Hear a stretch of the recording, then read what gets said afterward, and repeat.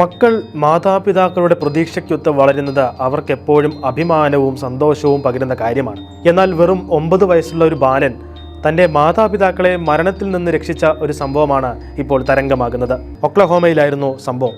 April അവസാനമായിരുന്നു ഒക്ലഹോമയിലെ Marietta പ്രദേശത്ത് ശക്തമായ ചുഴലിക്കാറ്റ് വീശിയത്. പ്രദേശത്ത് താമസിച്ചിരുന്ന വെയ്ൻ ബേക്കർ ഇത് മനസ്സിലാക്കിയപ്പോൾ ഭാര്യ ലിൻഡിയും 9 വയസ്സുള്ള അവരുടെ മകൻ ബ്രാൻസനുമായി എത്രയും വേഗം അടുത്തുള്ള അഭയകേന്ദ്രത്തിലേക്ക് അവരുടെ വാഹനത്തിൽ യാത്രയായി.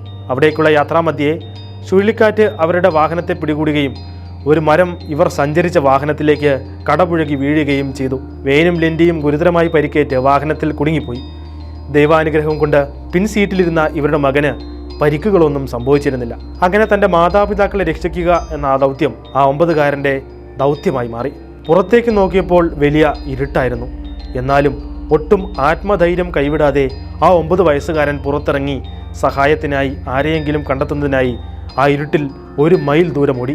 പോകുന്നതിന് മുമ്പ് ആ മകൻ തൻ്റെ അമ്മയോടും അപ്പനോടും നിഷ്കളങ്കമായി പറഞ്ഞ വാക്കുകൾ കേൾക്കുന്ന ആരുടെയും കണ്ണു നനയിക്കും. അപ്പാ, അമ്മേ, നിങ്ങൾ എന്നെ വിട്ടു പോകരുതേ, ഞാൻ മടങ്ങി വരും എന്നായിരുന്നു അവൻ പറഞ്ഞത്. ഒടുവിൽ ബ്രാൻസൺ റെക്കോർഡ് സമയത്തിനുള്ളിൽ തന്നെ അയൽക്കാരനെ സമീപിക്കുകയും അവർ അവനോടൊപ്പം എത്രയും വേഗം സംഭവ സ്ഥലത്തെത്തുകയും അവരെ ആശുപത്രിയിൽ എത്തിക്കുകയും ചെയ്തു. ഇരുവരും പരിക്കിൽ നിന്ന് സുഖം പ്രാപിക്കുകയാണ്.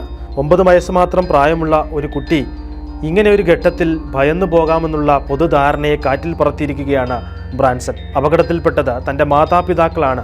അവരെ രക്ഷിക്കേണ്ടത് തൻ്റെ ദൗത്യമാണെന്ന ആ കുഞ്ഞു മനസ്സിൽ അവൻ ഊട്ടിയുറപ്പിക്കുകയായിരുന്നു.